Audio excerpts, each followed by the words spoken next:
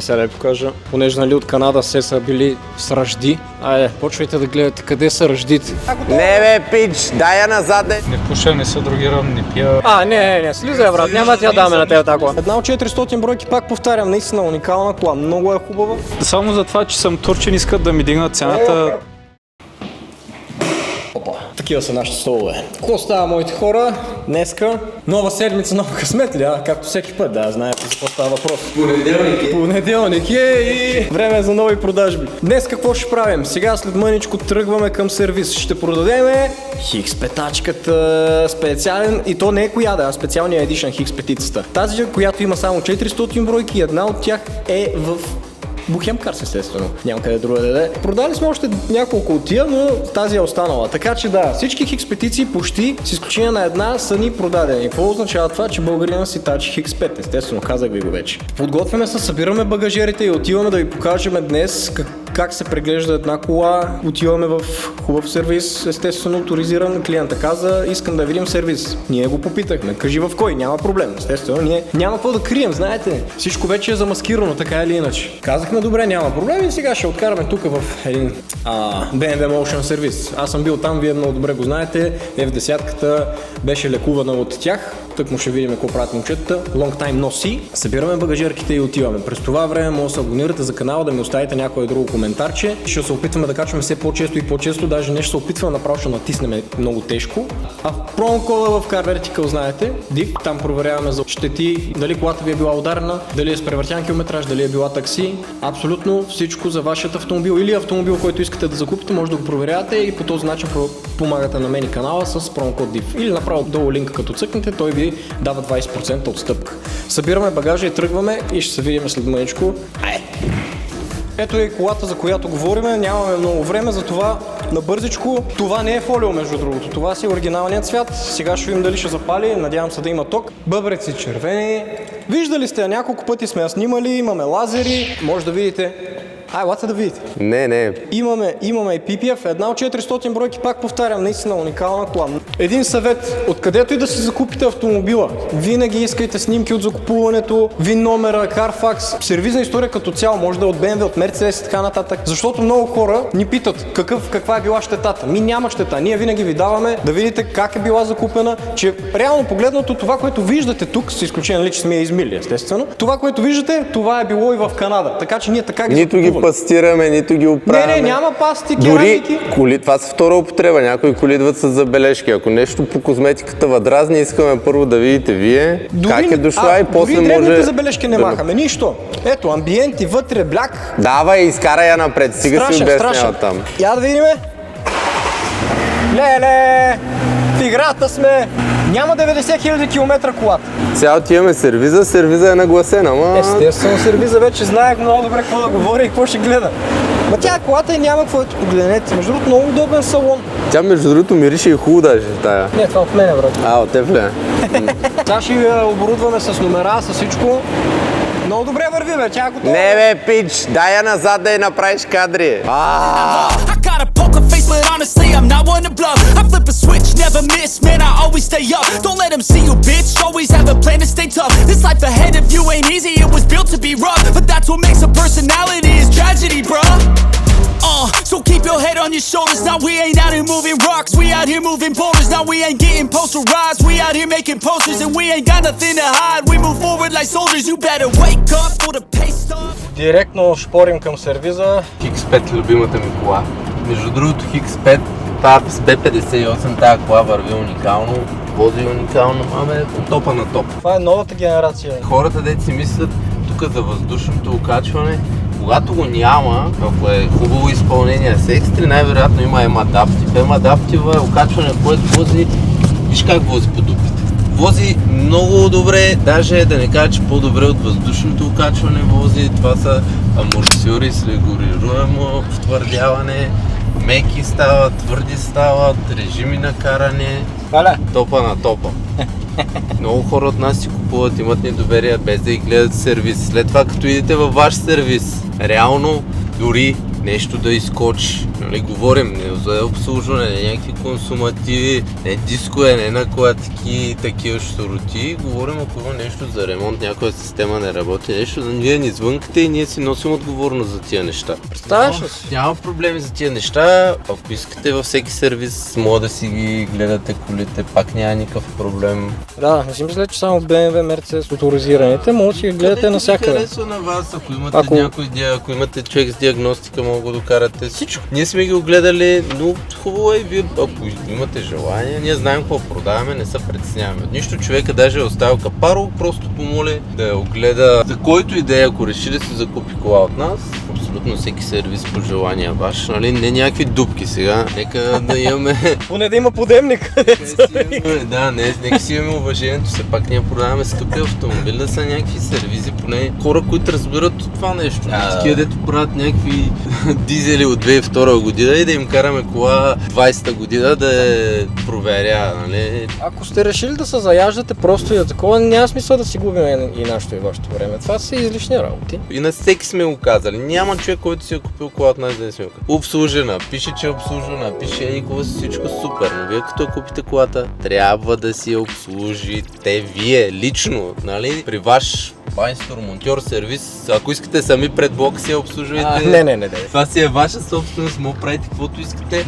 Просто нека да си обслужвате колите, за да нямате проблеми, защото нали, една кола, като не се обслужва, е най-здравата на света, да тя ще се развали. Няма филм да не се развали. Новите автомобили като с гаранция, гаранцията отпада, ако автомобила не е сервизиран реално. Така че имайте го в това в предвид. Тия измишлотини там, дето гаранции ви дава, не знам си кой някой. Прете да се вързате на такива глупости. Производителя си е дал гаранция на този автомобил. След това, кой каква гаранция ви дава? Гледах едно видео на Тоу Олигофрен, как беше там BMW-та, дето прави. Той прави ремонт и дава гаранция, ма на кое даваш гаранция? Това е втора употреба. Тоест, окей, даваш гаранция на кое, окей, и като идиш нещо става, примерно маслена помпа, сменяш тази маслена помпа, нещо и става, ти казва и после ще дойдеш, тя колата е стара, тя маслената помпа се е пребал заради нещо друго. Това е разберете, спрете да се фащате на тия маркетинг трикове. Маслена помпа, аман вече. Ако няма гаранция писано колко важи, какви са условията на това нещо, това не го гледайте, не го бройте, даже няма да стане. Да пробваме на спорт или сега точно да ни... Спорт режим ли чух?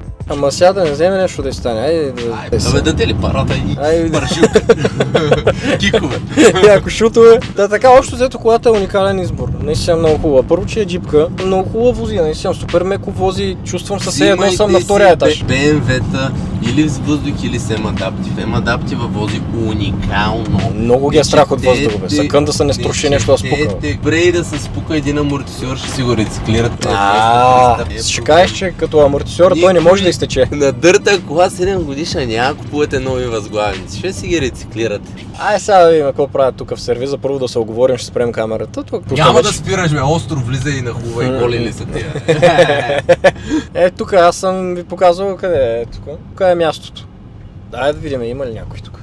Ще направим един оглед. Влизам вътре на рецепцията, защото ще сменя цвета сега набързо. Да видим какво става сега вътре.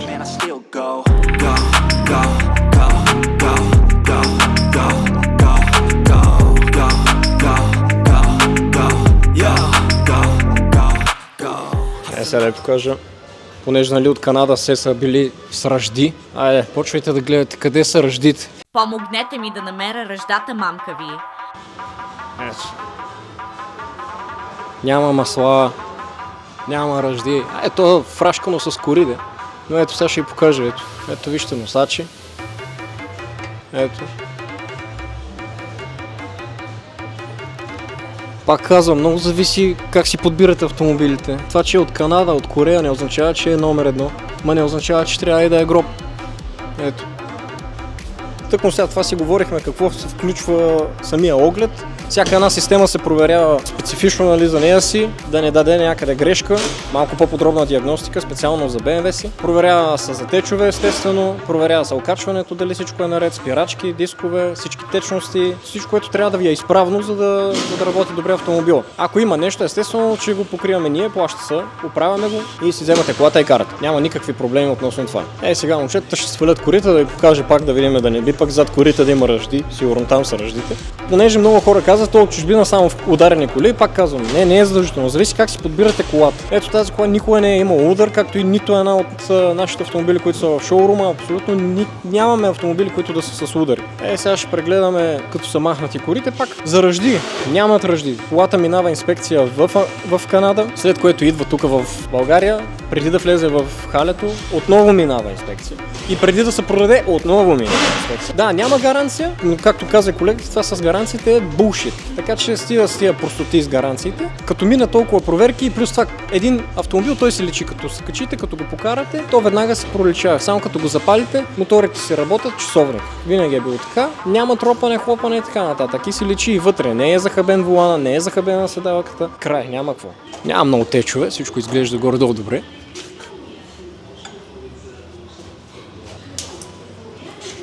Катализатора не му е свален, даже да му се не види. Оставям ги да си проверят каквото трябва. Ще се стигне ли до сделка, защото и това е. Може да не се стигне до сделка.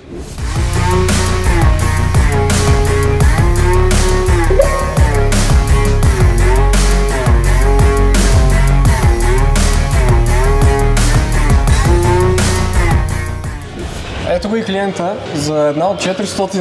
Да, той да каже, няма аз да казвам. Прегледаха колата току-що. Какви са щетите? Те като цяло, само за това, че съм турчин, искат да ми дигнат цената 10-15 хиляди. Ама хубавото е, че аз бая работят и че не ми е проблем. В смисъл, Няма проблем, няма. има за сменяне бая неща. Ама Това директно отива за Германия. Те 70-80% от нашите клиенти са турци. Аз сега тъкмо с това си говорим. Пловдивчани никой не си купува.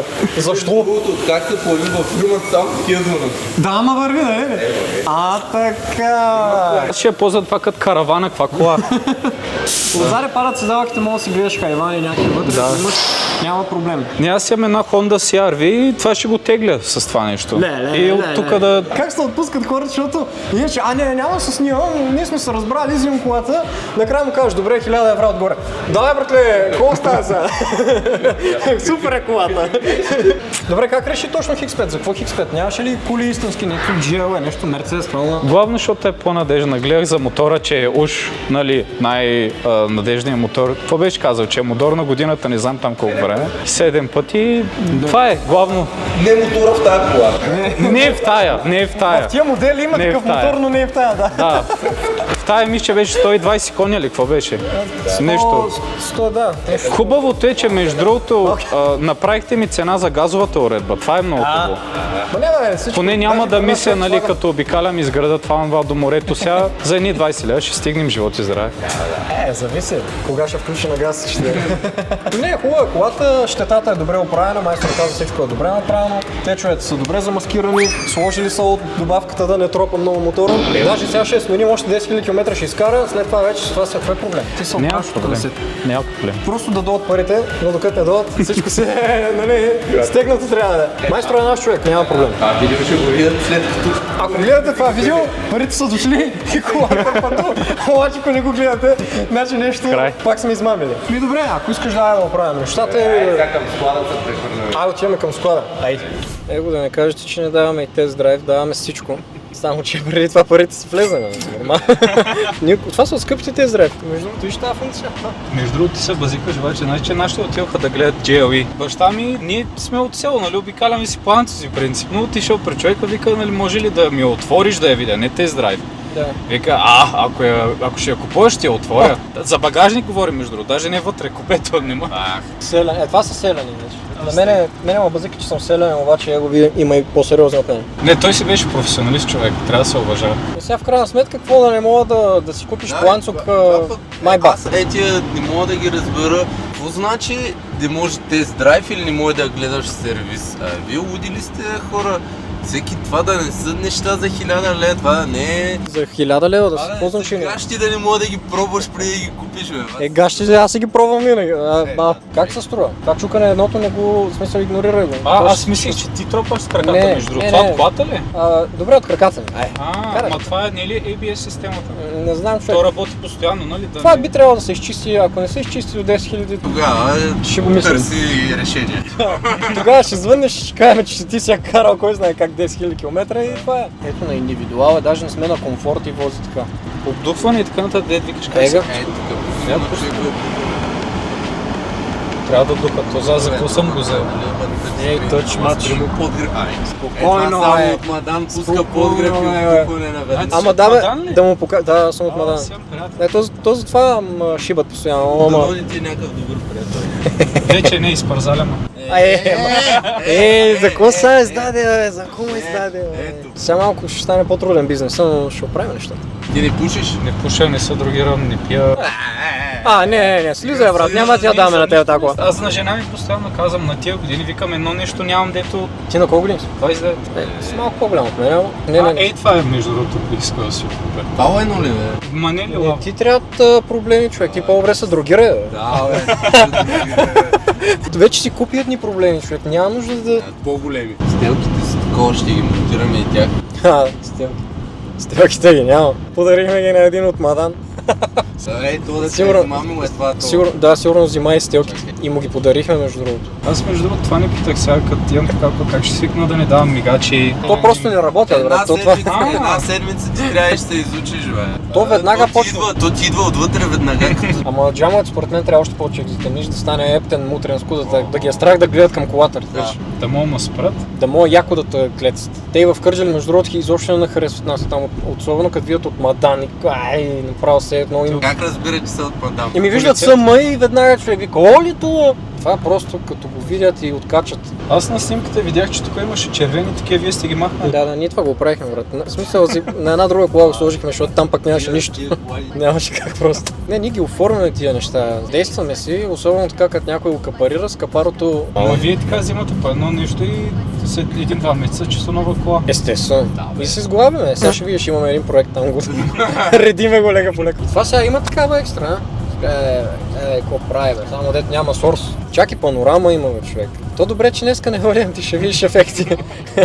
Тук почне да ти олива по главата. Аз хубаво се смея, ама. Дай, иначе, що не пробваме през автомивка да минем? Чак такива тестове, човек, ти много взе да искаш. Значи не стича цена. Увеличи ми цената. На защото 47 съм место на 45. Беше много странно, всичко беше точно докато нали, дойдохме, ало, здрасти, колата, видяхме я, Да. аз съм реджеп между другото, а колата между другото, аз казах, че тегнахме цената. Вчера. Ма, що работи мигач? Човек, ти Това е само за сега изложено. А, няма отвънка, това е, ти да се чувстваш, че вънка. Да, той това сега и то ще изгори просто сега в началото, докато се адаптира. Това е мигачи пускаш, как се личи, че още не е. Ама няма неща. Не съм сигурен. Тук имаме и друг бизнес, правиме чорби. Тук надясно. Просто да ние тотално забравихме, между другото, добре, че сети. Напред. Ето сме. Тук виж къде ги сглобяваме. Дараците. Ай да не гледам. Готови сме за днеска. Ето е апарата, като салфетки. Приключихме. Това беше огледа, видяхте за какво става въпрос. Посмяхме се, покарахме, огледахме, клиентът е доволен и ние сме доволни. Ще се видим в следващия епизод. През това време лайкваш, коментираш, яко коментираш, най-вече коментираш. Може да се абонирате за канала. Ако имате някакви въпроси, може да ме търсите в социалните мрежи за какви ли не работи, без никакъв проблем. Бъдете здрави, ползвайте промокод DIP в сайта на Car Vertical и ще се видим в следващия епизод, следващата седмица, където ще извикам някой братовчет да купи нещо, за да може да снимаме нещо все пак.